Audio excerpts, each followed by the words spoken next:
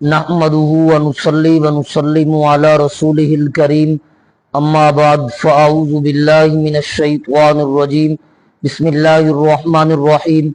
मेरे वाजिबुल एहतराम सामीन किराम, आज आप हजरात के सामने एक अहम मौजू पर गुफ्तगू करने चले हैं। नबी पाक सल्लल्लाहु अलैहि वसल्लम ने इरशाद फरमाया, क़यामत के दिन एक जवान अल्लाह की दरबार में हाजिर होगा तो अल्लाह रब्बुल इज़्ज़त की ज़ात आलिया उससे पूछेंगे कि आप मेरी दरबार में क्या लाए हो।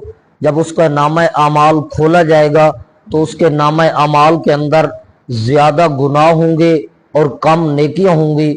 तो जब पता चलेगा कि ये बंदा तो जहन्नम में जाने वाला है तो अल्लाह रब्बुल इज़्ज़त की ज़ात आलिया एक पर्ची पकड़वा देंगे उसे और कहेंगे इसका वजन करवाओ।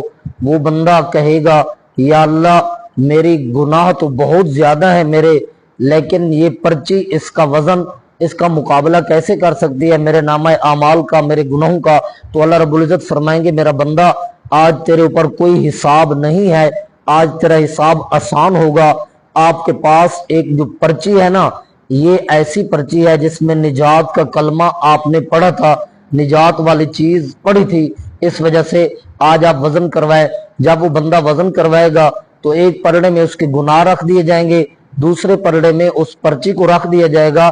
तो पर्ची वाला पलड़ा भारी हो जाएगा और गुनाहों वाला पलड़ा उठ जाएगा। तो नबी पाक सल्लल्लाहु अलैहि वसल्लम ने इरशाद फरमाया, वो बंदा इज्जत के साथ जन्नत में दाखिल होगा और पर्ची में लिखा होगा ला इलाहा इल्लल्लाह मुहम्मदुर रसूलुल्लाह। मेरे वाजिबुल एहतराम, ये कलमा है जो इंसान की दुनिया आखरत की निजात का सबब बनता है, बशर्ते कि बंदा दुनिया के अंदर कलमे के मुताबिक जिंदगी को गुजारे तो इसकी दुनिया और आखरत अच्छी हो जाएगी। मेरे वाजिबुल एहतराम, अगर हमारा मैसेज और पैगाम आपको अच्छा लगा तो हमारे पैगाम को लाइक करना, शेयर करना, पेज को फॉलो करना। जज़ाकुमुल्लाहु खैरा।